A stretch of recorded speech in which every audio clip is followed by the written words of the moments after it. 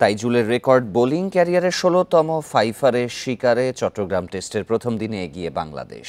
দারুণ শুরুর পর জিম্বাবুয়ে দিন শেষে করেছে ৯ উইকেটে ২২৭। উইলিয়ামস ও ওয়েলচ করেন ৫০। শেষ সেশনে ৭ উইকেট নিয়ে দাপট দেখায় টাইগাররা। সাগরিকার প্রথম দিনের শুরু যতটা অগোছালো, শেষের গল্পটা ততটাই নাটকীয় ও ঘুরে দাঁড়ানোর। সকাল ও দুপুরের সেশনে মাত্র ২ উইকেট, বিকালের সেশনে ৭ উইকেট শিকার। এগিয়ে থেকেই মাঠ ছাড়ল টাইগাররা। প্রত্যাশিত ৩ পরিবর্তন আর টস হেরে সিরিজ বাঁচানোর ম্যাচে বাংলাদেশ। সাদমান সহজ ক্যাচ না ছাড়লে মোমেন্টাম আসতো অষ্টম ওভারেই।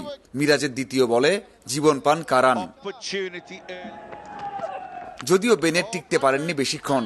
তানজিম সাকিব টেস্টে প্রথম উইকেটের স্বাদ পান।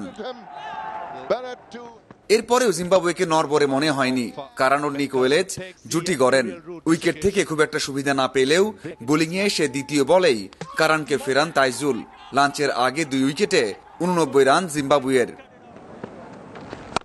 বিরতি থেকে ফিরে এসেও সুবিধা করতে পারেননি টাইগার বোলাররা। ব্যাটিং স্বর্গে ৫০ তুলে নেন ওয়েলেচ ও উইলিয়ামস। বোলাররা উইকেট নিতে না পারলেও ফিরে যেতে হয়েছে ওয়েলেচকে। তীব্র গরমে ক্র্যামে ৫৪ রানে হন রিটায়ার্ড হার্ড। এখানেই যেন মোমেন্টাম পায় টাইগাররা। আরভিন ও উইলিয়ামস ফিরে যান দ্রুতই। ১৭৮ রানে ৪ উইকেট হারায়। তাইজুল ম্যাজিক শুরু হয় এর পরেই। মাদভিরে মাসাকাজ্জা এনগারাভাকে ফেরান ৬ রানের ব্যবধানে। তাতে ২০৭ রানে ৭ উইকেট হারায় জিম্বাবুয়ে। শেষ দিকে ক্র্যাম্প নিয়ে মাঠে নামতে বাধ্য হন ওয়েলেচ।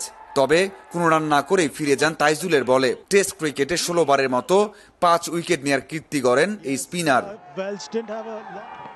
শেষ উইকেট জুটিতে টিকে যান সিগা ও মুজারাব্বানি। দিন পার করেন দলকে ২২৭ রানে রেখে। Mazharul Islam, independent news, Chittagong.